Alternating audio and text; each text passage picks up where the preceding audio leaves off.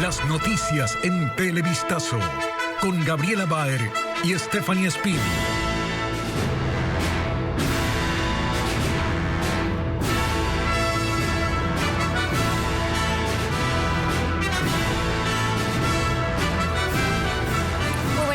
Amigos, iniciamos con la información. Este jueves 15 de mayo del 2025, el CNE entregó ya las credenciales que ratifican el triunfo electoral de Daniel Noboa y María José Pinto en la presidencia y vicepresidencia hasta el 2029. ¿Qué tal, Gaby?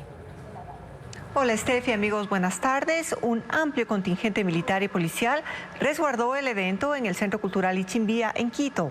Daniel Noboa agradeció el respaldo en las urnas y reiteró que durante los próximos 4 años su gobierno derrotará al terrorismo y habrá mayor inversión, empleo y abrirá las puertas al comercio internacional. Las intenciones del gobierno de convocar a una constituyente deberán seguir a la espera. Esta mañana el ministro de Gobierno, José de la Gasca, se refirió al tema durante la entrega de credenciales al presidente y la vicepresidenta. Carla Delgado tiene las declaraciones. El gobierno pone en compás de espera a la Asamblea Constituyente. Lo hizo saber este jueves el ministro de Gobierno, José de la Gasca, durante la entrega de credenciales al presidente y vicepresidenta. Con sus declaraciones, de la Gasca desmontó los planteamientos del presidente Daniel Noboa de ponerla en marcha, una propuesta que hizo parte de sus ofrecimientos en campaña electoral. El ministro dijo que esta pausa obedece a la conformación actual del legislativo que permite, según él, trabajar en los cambios estructurales que necesita la Constitución. Yo creo que esa Constitución ya cumplió un ciclo histórico, tenemos que cambiar de instrumento, pero para eso hay mecanismos que están previstos en la Constitución, siendo la Asamblea Constituyente el más extremo, pero creo que hay que dejar trabajar a la Asamblea. Creo que hay que ver las alternativas democráticas que tenemos hoy en día. Él confía en que la nueva Asamblea sea un espacio de diálogo y de consensos y que las decisiones se irán viendo en el camino. Una apuesta temprana porque el bloque oficialista no ha logrado una mayoría programática. La constituyente planteada inicialmente por el gobierno fue perdiendo piso paulatinamente.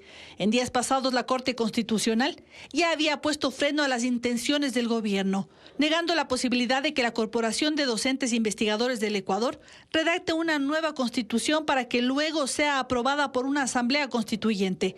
La propuesta sugería discutir los cambios a la Constitución a partir de un documento previamente elaborado según el máximo organismo de interpretación constitucional. Esto impediría el ejercicio de las funciones democráticas de la constituyente. La Corte Constitucional dijo que se deben seguir 3 pasos establecidos en la Constitución para la realización de una asamblea constituyente.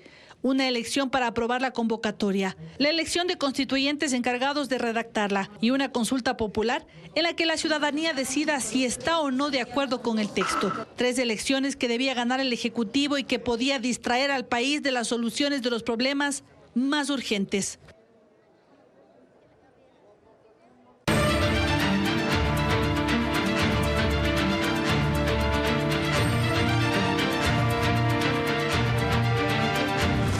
Asamblea, una mayoría de arena. El movimiento ADN logró los votos suficientes para controlar el legislativo y nombrar los puestos directivos. Sin embargo, la mayoría no es estable y desde la sesión inaugural, cada voto adicional a los de la bancada deberá ser negociado. Francisco Garcés describe la situación de la mayoría de la que dependerá el bloque oficialista. ADN sí logró una mayoría en la Asamblea, pero por su conformación no permite avisorar que dé estabilidad política para aprobar los proyectos que ha anunciado el presidente Daniel Noboa para su nuevo gobierno. Durante la sesión inaugural, ADN debió negociar cada voto para conseguir los 77 que necesitaba para nombrar a las autoridades. Dependió de la división de Pachacuti y que 6 de sus 9 votos se alineen en algunas de las votaciones. Lo mismo sucede con el socialcristianismo y los independientes, de los que solo cuenta con 4 votos. Negociar cada voto pone en una situación de debilidad al oficialismo, que necesita al menos 77 para aprobar cada ley. Esto sin contar con los 101 que requiere para aprobar reformas o enmiendas constitucionales. El panorama luce cuesta arriba para el gobierno si impulsa, como ha anunciado, reformas de carácter liberal como la laboral o la explotación de recursos naturales. Lo mismo sucede en algunos casos de reformas constitucionales. Jamás se ha hablado de una agenda legislativa, no se ha hablado quizás de las líneas rojas que tenemos, y en ese marco jamás nos someteremos. Al oficialismo en la Asamblea le queda apelar a que con cabildeos y el tiempo, asambleístas que no estaban en sus planes se conviertan en aliados fijos que garanticen la mayoría. Cosa que por lo pronto parece improbable por la posición de algunos de esos posibles aliados. Desde el correísmo la prioridad es evitar que ADN consiga más votos. En ese bloque ven más probable que el oficialismo pierda integrantes más rápido que ganar adeptos. Se les van a virar a aquellos que ahorita forzadamente votaron por ellos, porque les digo una cosa, cada voto era una negociación, pongo entre comillas, una negociación, eso es estar pegados con baba, y esta gente está pegada con baba. El gobierno, no obstante el panorama, es optimista. Esta mayoría y esta bancada que está aquí, pues nos están acompañando, son un grupo unido y sólido que está trabajando noche y día para todos los ecuatorianos. Este país necesita gobernabilidad y necesita estabilidad, y eso es lo que se ha logrado conseguir este día en la Asamblea Nacional. Contar con las principales autoridades del legislativo y manejar la agenda de la Asamblea es una ventaja para el oficialismo, pero no le será suficiente para garantizar los cambios ofrecidos por el Ejecutivo, a los cuales el ministro de Gobierno, José de la Gasca, acaba de sumar los cambios constitucionales. La sesión inaugural de la Asamblea, donde se escogieron a las autoridades que dirigirán políticamente y administrativamente este organismo, dejó ganadores y perdedores. El gobierno logró sus objetivos de consolidar el control del legislativo para los próximos 2 años. Sin embargo, quedó en evidencia la fragilidad de la mayoría que lo acompaña. La sesión inaugural de la Asamblea no fue tormentosa, pero tampoco el mar en calma que se había advertido. El oficialismo vendió la idea de que tendría un bloque sólido con más de 80 voluntades. Resulta que eso había sido una intención expresada, un anhelo. Pero al gobierno no le fue mal en la jornada primera. Llegaron 66 y a la hora de elegir presidente sumaron 14 respaldos para completar 80. Para el resto de dignidades, la cifra fue cayendo y al cerrar la jornada la mayoría se estabilizó en 77 votos. La mínima necesaria, sí, pero suficiente para tener presidencia con Nils Olsen, primera vicepresidencia con Michelle Mancheno y en el Consejo de Administración Legislativa una vocalía de ADN con Sade Fritchi, 2 más de legisladores que dejaron sus organizaciones políticas para acercarse al oficialismo, Mónica Salazar y Samuel Selleri, y una más con Steven Ordóñez, afín al gobierno desde la anterior asamblea. 6 de 7. El objetivo de controlar la administración de la asamblea lo alcanzaron con una mayoría circunstancial que ameritó suspender la sesión inaugural en 2 momentos para sostenerla. En Pachacutic las cosas estuvieron más movidas. Llegaron 9 legisladores y en la primera votación ya se partieron en 2. 6 se alinearon con el oficialismo. A cambio, obtuvieron la segunda vicepresidencia y, consecuentemente, el puesto que a esa dignidad le corresponde en el CAL. El movimiento Pachacutic emitió un comunicado en el que acusaron a los 6 legisladores de enredarse en las telarañas del poder, de extravío político y de ser parte de una estrategia oscura.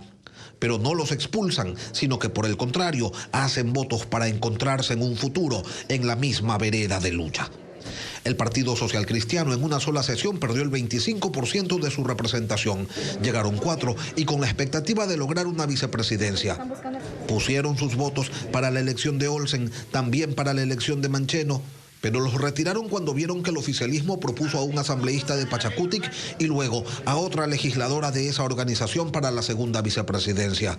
En el PSC no entendían qué pasaba y era bastante simple. 6 es más que 4.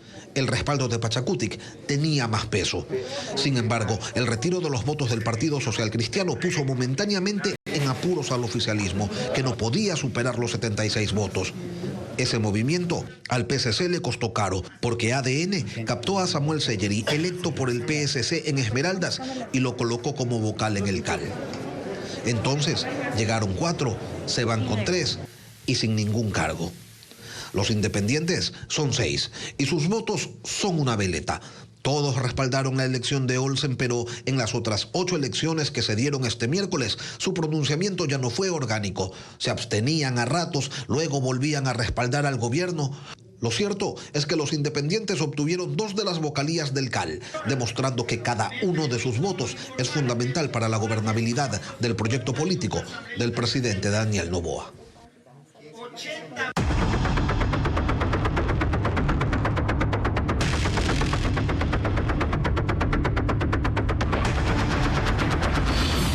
Minería ilegal. Las 7 plagas del país. Las organizaciones narcocriminales, los lobos y choneros, mantienen el control en la selva del país. Estas bandas terroristas tienen alianzas con grupos colombianos que operan en la frontera. Melín Ochoa explica que la guerra no es solo por la minería ilegal, sino también por las rutas del narcotráfico.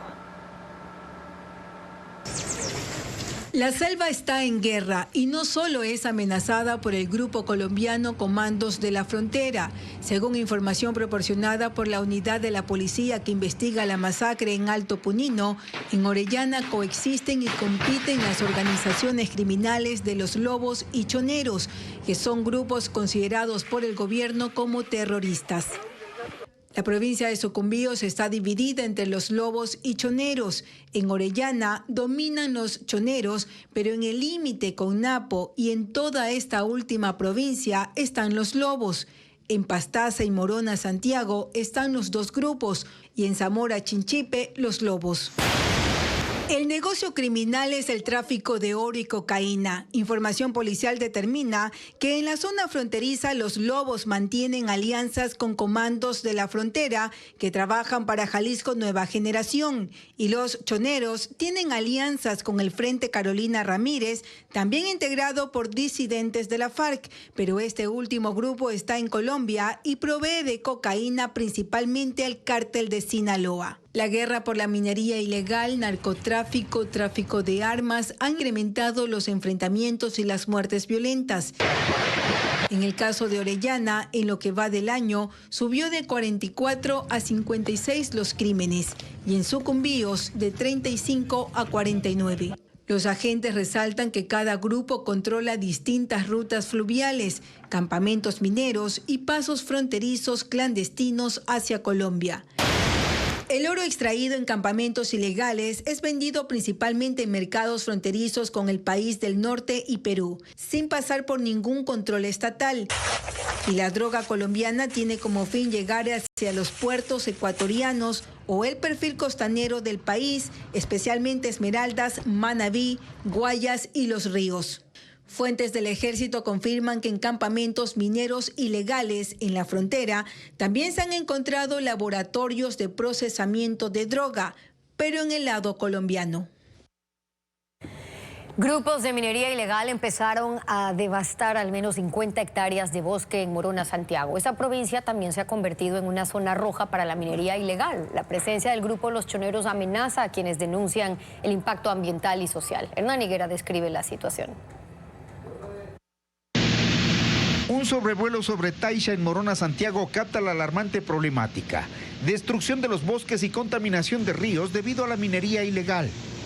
Una franja de lodo y la devastación creada por maquinaria introducida para explotar ilegalmente a cielo abierto y a gran escala los recursos minerales. Aún no se sabe cómo estas grandes máquinas llegan sin permiso a la selva. En Morona hay un Consejo Defensor de Derechos Humanos y de la Naturaleza, presidido por Olger Íñiguez. Él estima que unas 50 hectáreas de selva han sido devastadas en la provincia hasta el momento. 50 hectáreas de las que son visibles, de ahí hay mucho más, porque hay maquinaria que entra a donde no es visible. Abren caminos y entran a la minería ilegal. En Morona, Santiago, no hay concesiones mineras legales, por tanto todo es invasión. Esta provincia está entre las 7 de la Franja Roja por el acelerado avance extractivo con violencia que afecta a 200 comunidades indígenas al borde de los ríos. En Morona, Santiago, están identificados los puntos de El Tin y San Marcos en el cantón San Juan Bosco, San José de Piun, San Luis, Azao, Río Blanco, Río Leonurco en Gualaquiza y vía Plan de Milagro y Tinajillas en Limonindanza, según el registro de Arcom.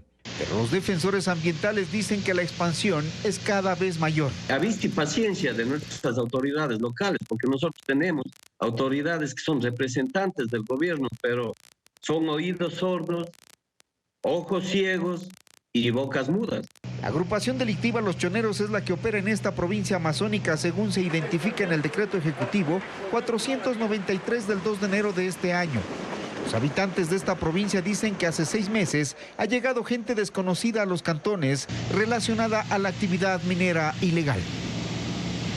Lenin Vimos, sentenciado en el caso Plaga, involucra a Jorge Glass como autor intelectual del asesinato a Fernando Villavicencio. Su versión fue difundida por la abogada del ex vicepresidente. Glass está convocado a rendir versión, informa Jacqueline Rodas. La reserva legal de la investigación sobre el asesinato de Fernando Villavicencio se rompió desde el martes.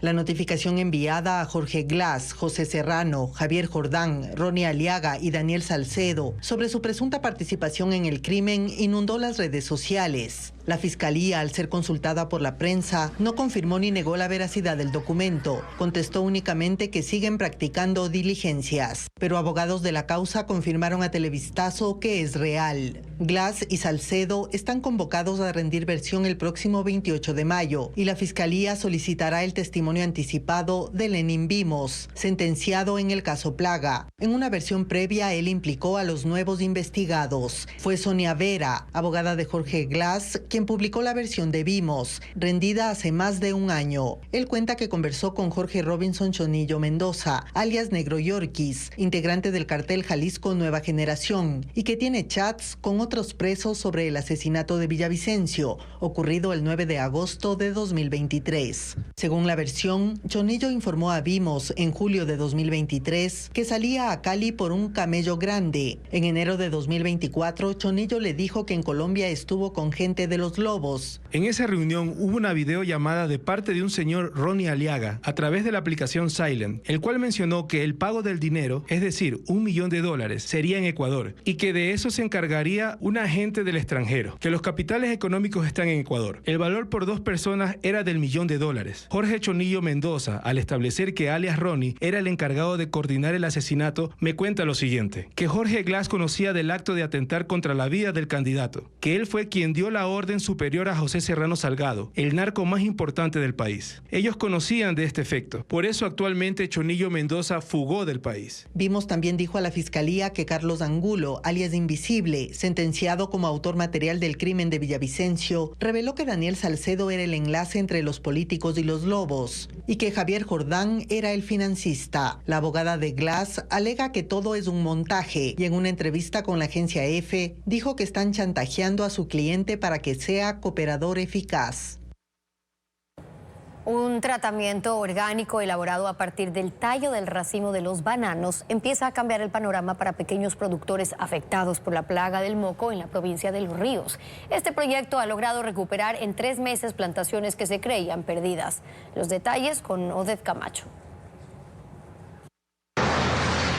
Los bananeros en Los Ríos viven bajo una amenaza constante, la plaga del moco. La bacteria Ralstonia solacenarum ha afectado al menos 15.000 hectáreas de cultivos, según la Asociación Provincial de Bananeros. Ante esta situación, productores han empezado a probar nuevas alternativas. Una de ellas ha despertado el interés del sector.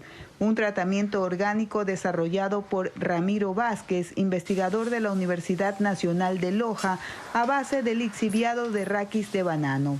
El proyecto comenzó hace 6 años con pruebas en cultivos de hortalizas, pero ante la expansión del moco en Los Ríos, en 2023 se aplicó como plan piloto en una bananera de Vinces de 70 hectáreas que estaba al borde de la quiebra. En esta finca habían focos de infección distribuidos en 12 hectáreas. Para preparar este tratamiento, cada semana se recolectan unos 15.000 raquis, los tallos que sostienen los racimos. En la planta de procesamiento se tritura y se obtiene un líquido, el lixiviado. del cual se producen alrededor de 2.200 litros de biol. El jugo se deja macerar y se le incorporan microorganismos. El proceso de fermentación puede tardar hasta 40 días. Una vez listo el biol, pasa a una estación de bombeo y se aplica mediante aspersores o mediante bombas manuales. En las zonas que habían sido infestadas, se retiraron las plantas contaminadas. Tras 3 meses de aplicación continua del biol sobre el suelo, se volvió a sembrar. Hoy, de las 2 hectáreas inicialmente comprometidas, solo queda un foco activo por recuperar. La aplicación es muy buena y lo hacemos cada 8 días. Según el estudio, el tratamiento no solo reduce la propagación del moco, sino que mejora la productividad de las plantas. El sismo del 25 de abril dejó secuelas profundas en la Universidad Técnica Luis Vargas Torres de Esmeraldas, la única institución pública de educación superior en la provincia. Más del 75% de su infraestructura está comprometida, aulas están en riesgo de colapso y cientos de alumnos han pasado de la práctica a las clases virtuales. Elena Velasco nos muestra el panorama. Columnas fracturadas, paredes agrietadas o colapsadas y ventanales destruidos evidencian la magnitud de los daños que dejó el sismo del pasado 25 de abril en la Universidad Técnica Luis Vargas Torres de Esmeraldas, la única universidad pública de la provincia. En el campus del sector Nuevos Horizontes, gran parte de las edificaciones presentan afectaciones severas, comprometiendo la infraestructura y el desarrollo normal de las actividades académicas. Sus 8.674 estudiantes actualmente reciben clases en modalidad virtual. Uno de los edificios más afectados es el bloque donde funcionan las carreras de comercio, administración de empresas, contabilidad y auditoría. 12 aulas están en inminente riesgo de colapso. Tenemos el 75% de nuestras edificaciones destruidas, que esos en 7 edificios hay que demoler. La Facultad de Pedagogía es otro de los puntos críticos. Una cinta amarilla de peligro restringe el paso a 20 salones que recibían cerca de 1.000 estudiantes de 4 carreras. También los bloques administrativos presentan afectaciones. El más perjudicado es un edificio de 3 pisos donde funcionan las oficinas de talento humano, finanzas, investigación y vinculación. Columnas, mampostería y tumbado están comprometidos. El Salón Azul, espacio para eventos académicos, también tiene daños, al igual que 8 laboratorios, entre ellos el de química, donde se rompieron equipos como sochlets, embudos, frascos quitasatos y probetas. En el de contabilidad, 18 computadoras se perdieron. La universidad recibe un presupuesto anual de $20 millones, de los cuales 16 millones se destinan a gasto corriente, principalmente al pago del personal. El resto se emplea en servicios básicos y obras menores. Por ahora, el rectorado evalúa reformar el plan operativo anual para destinar $800.000 a reparaciones provisionales, aunque reconoce que la verdadera solución pasa por construir un nuevo campus.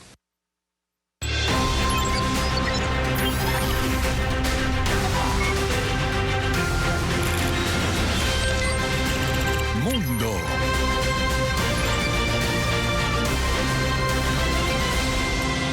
Disturbios en el Senado de Colombia tras una votación que negó la realización de una consulta popular impulsada por el presidente Gustavo Petro. Senadores, oficialistas y opositores se enfrentaron entre gritos y reclamos. El mandatario colombiano denunció un supuesto fraude en la elección y llamó a los movimientos sociales a movilizarse en las calles.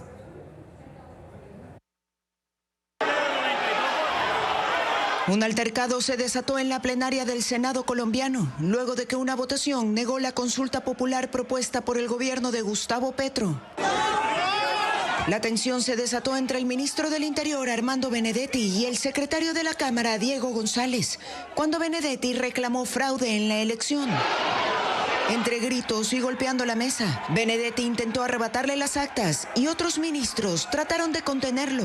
La policía intervino para restablecer el orden y el secretario González salió escoltado del edificio. Es la segunda vez que un procedimiento legislativo frena esta iniciativa de gobierno.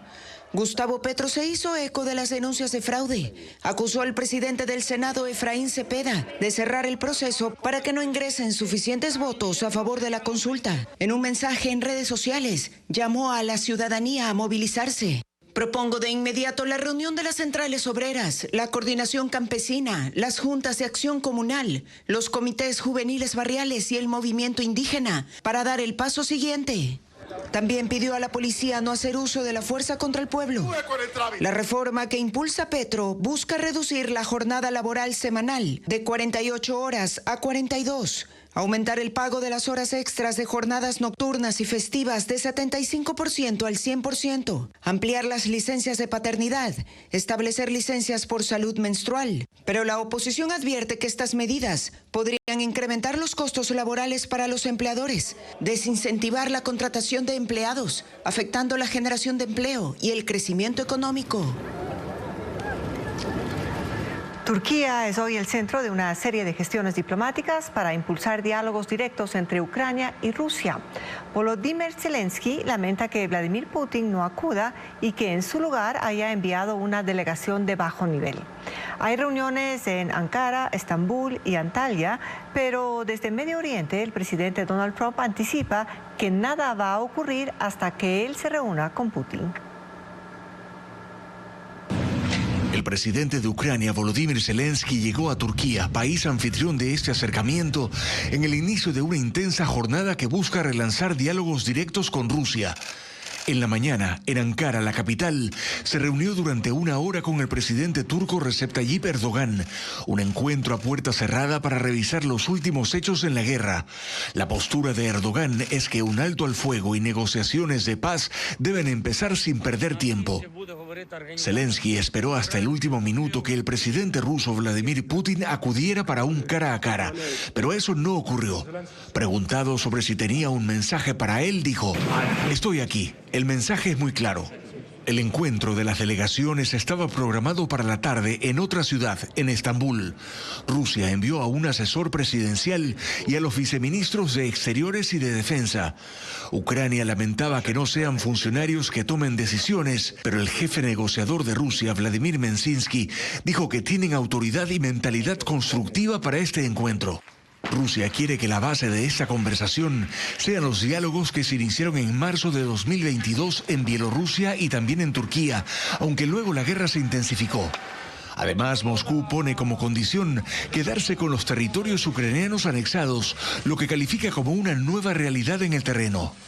Ucrania busca garantías de seguridad y su ingreso a la OTAN, pero Rusia ha dicho que no, que debe quedarse como territorio neutral y sin acceso a armas nucleares. En otro punto en Turquía, en la localidad de Antalya, el secretario de Estado de Estados Unidos, Marco Rubio, sostiene reuniones con el secretario general de la OTAN sobre la situación entre Rusia y Ucrania, mientras que el presidente de Estados Unidos, Donald Trump, de gira por Medio Oriente, ve poca o ninguna posibilidad de éxito a los diálogos de hoy en Turquía. Cree que su gestión personal y un encuentro con el presidente ruso Vladimir Putin son indispensables. No pasará nada hasta que Putin y yo nos reunamos, ¿de acuerdo? Y obviamente él no iba a ir a Turquía si yo no iba. Ucrania, sin embargo, espera que su delegación, encabezada por el ministro de Defensa, presione para conseguir un alto al fuego. Miles de uruguayos despiden al expresidente José Mujica en la capilla ardiente abierta en el Palacio Legislativo de Montevideo. El presidente de Chile, Gabriel Boric, acudió a presentar sus respetos y se prevé que el mandatario brasileño, Luis Ignacio Lula da Silva, se acerque a rendirle homenaje. Ayer el féretro recorrió las calles de la capital, desde la Plaza Independencia hasta la sede del Congreso uruguayo. Los restos mortales de Mujica serán cremados mañana y sus cenizas serán enterradas en su granja de Rincón del Cerro, donde vivía junto a su esposa. Mujica, retirado ya de la vida pública por un cáncer, gobernó Uruguay entre el 2010 y 2015 y falleció el martes a los 89 años.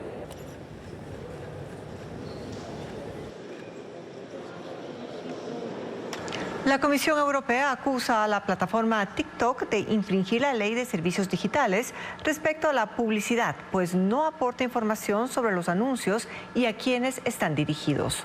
Sospecha además que TikTok no hace lo suficiente para minimizar el impacto negativo en los menores de edad. Si no se dan las correcciones necesarias, la ley permite a Europa aplicar enormes multas a las plataformas que no se ajusten a la normativa, con sanciones que pueden llegar al 6% de los ingresos globales de cada empresa.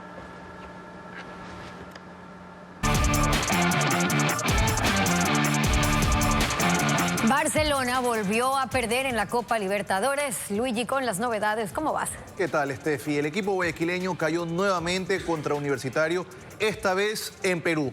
Veamos el resumen del compromiso disputado en el Estadio Monumental de Lima.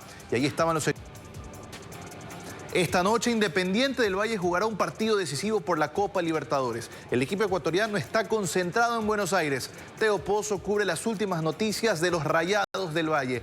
Teo, te consultamos cuál será el planteamiento del entrenador Javier Rabanal.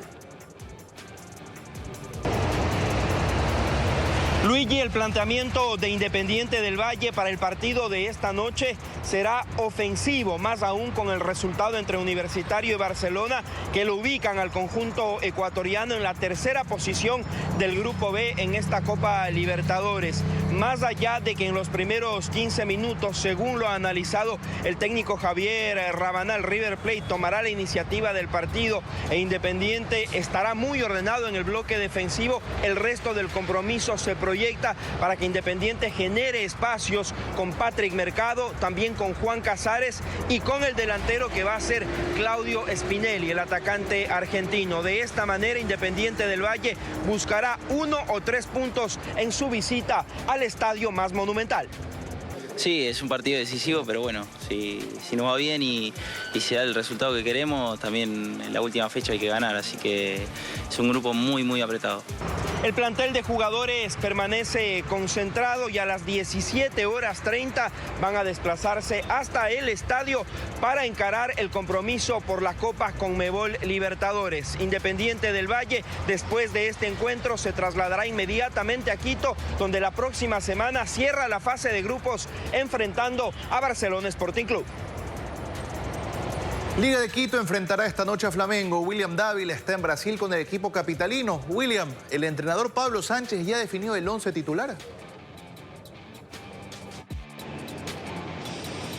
Así es, efectivamente, Luigi, Liga Deportiva Universitaria está a pocas horas de este partido muy importante dentro del marco del Grupo C de la Copa Libertadores de América ante Flamengo. Recordemos que con el resultado de Central Córdoba en territorio venezolano ante Deportivo Táchira, es exigente que primero hoy tenga un buen resultado y termine cerrando en buenas condiciones también en el estadio Rodrigo Paz Delgado en la última fecha. Dentro de las novedades que tiene el equipo dirigido por el argentino Pablo Vitamina Sánchez, está pues entre algodones por ahora Ricardo Ade. Vamos a ver si es que finalmente deciden entre el cuerpo técnico y el cuerpo médico ponerlo en condición de titular. Y bueno, el resto del equipo se encuentra casi definido. Algún detalle, sobre todo en la punta derecha, en donde podría estar Daniel de la Cruz o José Choclo Quintero. Ya lo ratificó al arquero Gonzalo Valle, y en el tridente ofensivo estarían Lisandro Azugaray, Alexander Alvarado y también Alex Adrián Arce. Por su parte, recordemos que el ecuatoriano Gonzalo Plata, que integra las filas del equipo de Flamengo, no estará presente por lesión. De hecho, se estima que él retorne a la actividad futbolística luego de la doble fecha de eliminatorias. 19:30 horario ecuatoriano, 21:30 horario de Brasil, el partido crucial de Liga Deportiva Universitaria acá en Río de Janeiro. Los dos clubes ecuatorianos en Copa Sudamericana, Universidad Católica y Muchukruna, ya están clasificados a los octavos de final del torneo cuando falta una fecha para que termine la fase de grupos. Ambos están invictos. Universidad Católica logró asegurar el primer lugar del Grupo B tras empatar con Defensa y Justicia en Argentina. Tiene al goleador del torneo, Ismael Díaz, y es el equipo que más anotaciones registra. Muchukruna ganó en Argentina, pero su pase directo a los octavos de final se confirmó anoche cuando Cruzeiro venció a Palestino y lo dejó sin opciones de alcanzar a los ecuatorianos. La sexta etapa del Giro de Italia fue accidentada. Una caída masiva a 70 kilómetros de la meta obligó a suspender la carrera de forma temporal y luego se reanudó, pero anulando los tiempos. Richard Carapaz fue uno de los afectados por la caída, pero se recuperó y pudo terminar el recorrido. Hubo varios retiros de carrera, mientras que Caden Groves del equipo alpecin ganó la etapa. Mañana el Giro tendrá su primer final en alto, por lo que se espera que destaquen los escaladores.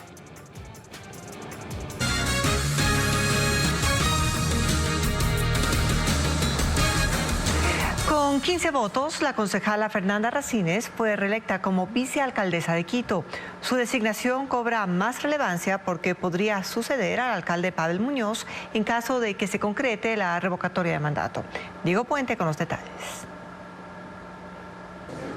El correísmo aseguró la vicealcaldía del Consejo Metropolitano de Quito y así se blindó para mantenerse al frente de la ciudad ante la eventual revocatoria del mandato al alcalde Pavel Muñoz. Fernanda Racines, de la Revolución Ciudadana, fue reelecta la mañana de este jueves en una sesión sin incidentes y en la que se evidenciaron acuerdos con otras bancadas. Necesitaba al menos 12 votos y alcanzó 15. Su principal función será reemplazar a Muñoz si se concreta su revocatoria. Dejaron de lado sus legítimas aspiraciones personales por la estabilidad institucional de Quito y la continuidad de un plan de trabajo elegido democráticamente en las urnas para así construir una ciudad. Su reelección estaba en duda porque el correísmo tiene 6 curules, la oposición 7 y los 8 restantes votan indistintamente. Sí, juro. Muñoz tomó juramento a Racines luego de su reelección y dijo que la ciudad votó por la estabilidad. Mientras algunos buscan el caos y la desinstitucionalización, el Consejo Metropolitano de Quito apuesta por que Quito renazca y no se detenga. Los 7 concejales de oposición se mostraron molestos con esta reelección y dijeron que se consiguieron los votos por ofrecer presidencias en las comisiones metropolitanas. Consejo Eucarístico Internacional. El Consejo Cantonal de Guayaquil eligió hoy a la economista Tatiana Coronel como la nueva vicealcaldesa de la ciudad. Ella se principalizó como concejal hace apenas 8 meses en reemplazo de Raúl Chávez del movimiento Reto, ahora asambleísta nacional. La sesión de consejo en la que Tatiana Coronel fue electa estuvo marcada por fuertes contrapuntos entre el alcalde y algunos concejales del Partido Social Cristiano. Coronel reemplaza en la vicealcaldía a Blanca López, quien ocupó el cargo durante 2 años. El famoso musical Mamma Mía se estrenará en el Teatro Sánchez de Aguilar en San Borondón. Con más de 30 artistas en el escenario, esta obra interpretará los grandes éxitos de la banda sueca ABBA con una banda en vivo. Estefanía Arias con los horarios de las funciones.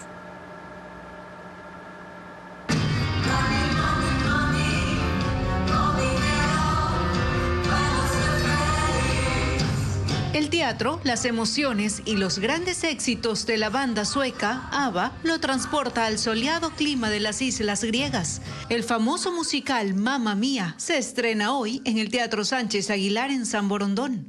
Quiero que ella los espante desde que yo sea consciente.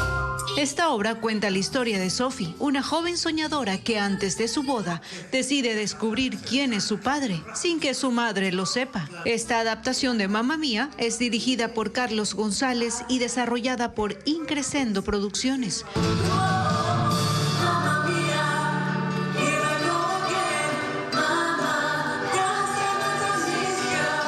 Interpretada por Fabo Doja, Alexandra Cabanilla, Rosario Payares, Noralma Riff y otros 30 artistas, quienes cantarán temas en español e inglés con una banda en vivo, como Dancing Queen, Chiquitita o The Winner Takes It All. Y esta vez, normalmente las solemos hacer en español, pero esta vez decidimos hacer las canciones más famosas en inglés para que la gente pueda venir a cantar y a disfrutar con nosotros.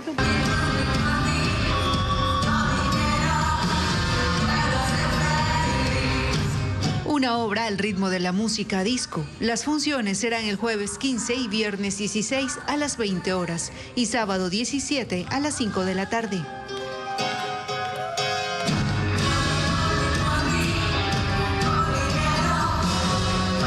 Así concluimos. Gracias por acompañarnos en esta emisión. Recuerde que en ecuavisa.com puede ver más detalles sobre los eventos culturales en el país. Así es, Estefi. También en nuestras redes sociales puede seguir el desempeño de los deportistas ecuatorianos. Televistazo vuelve para ustedes a las 19 horas. Que tengan una buena tarde.